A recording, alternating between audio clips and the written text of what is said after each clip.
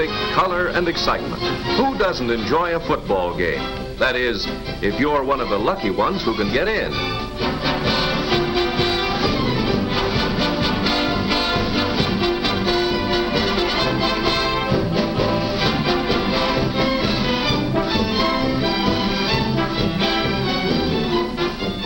If you're not, well, it's just too bad.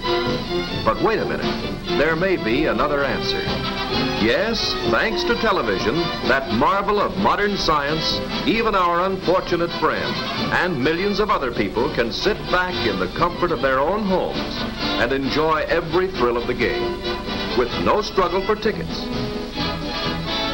Out at the stadium, the television cameramen are seeing to it that you can follow every detail of the game. They're out there on the sidelines, following every important piece of action.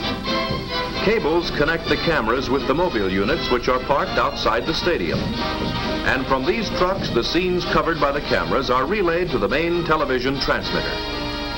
Now let's see what a television studio looks like. It's a mighty busy place when a broadcast is being made from the studio. Great banks of lights swivel down to flood the scene. Cameramen wheel in and out to pick up the action from the angles directed by the director. To keep the action continuous while the costumes are changed and while different sets are being readied, or to show an action which could not take place on a small stage, portions of some broadcasts are made by projecting prepared motion picture film right into a television camera. Using the same actors and identical sets, the motion pictures are made in advance. The electrician, the cameraman, the studio manager, and the actors are all controlled by the director. His job is to see that the broadcast proceeds smoothly and without breaks, because the picture on the television screen must be continuous. Camera 1, move in close on the girl. Television and motion pictures are alike because in both a series of still pictures is flashed rapidly before your eyes, so rapidly that the memory of each picture lingers long enough so that it blends with the next picture and the object of the picture appears to move. And now let's see what makes a picture a picture. Look closely at this one. Closer still. Let's use a magnifying glass. Here we see that the picture is really made up of thousands of tiny dots arranged very close together. But normally our eyes don't notice the dots, especially when the picture is being moved. This fact helps to make television and motion pictures possible. Television is simply a way of sending these dots from a transmitting station and putting them together to make a picture on the screen of a receiving set. Here's the way it works. Inside the television camera is a magic electric eye called the iconoscope, one of the most important parts of which is this sensitive plate called a mosaic. It is a rectangular piece of mica covered with billions of tiny photoelectric cells arranged something like this. The scenes being televised go through the camera lens and fall on the photoelectric cells. Some of the cells receive lots of light, others very little. Each cell, according to how much light it gets, builds up a corresponding electrical charge. These charges collectively make up an electrical image on the mosaic. These cells with their electrical charges are scanned by a stream of electrons. The scanning beam skips every other line and returns to scan the remainder of the picture, completing 30 pictures a second. Each picture is composed of 525 individual scanning lines. An electrical impulse is released each time this stream covers a group of the photoelectric cells.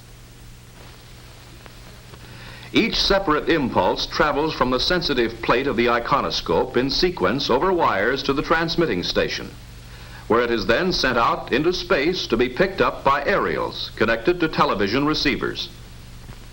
Here, the electrical impulses are carried to another magic tube called the kinescope and are used to control another stream of electrons which bombard the face of the kinescope, which is really the viewing screen.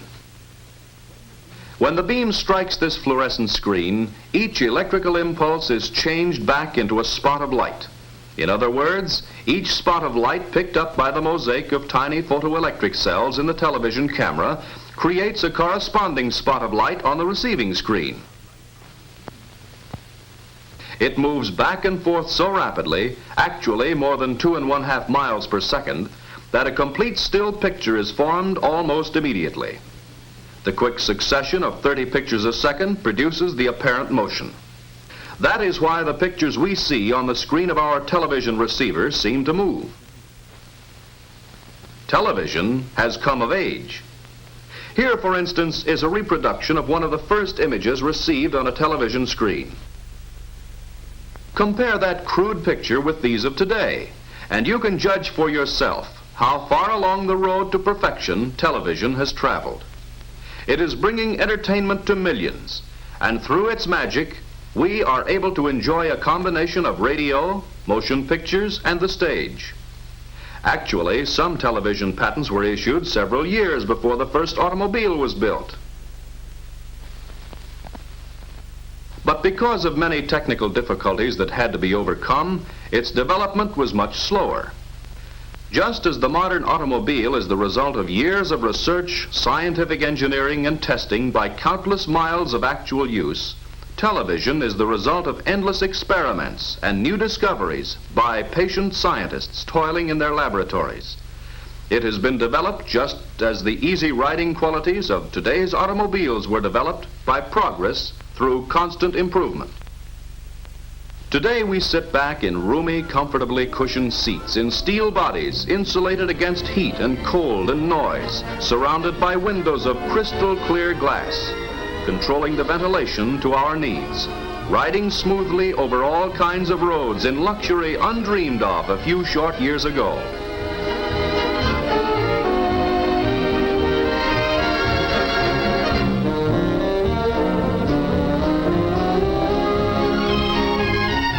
Of course, television isn't yet ready to perform miracles like this, but who knows what the future holds.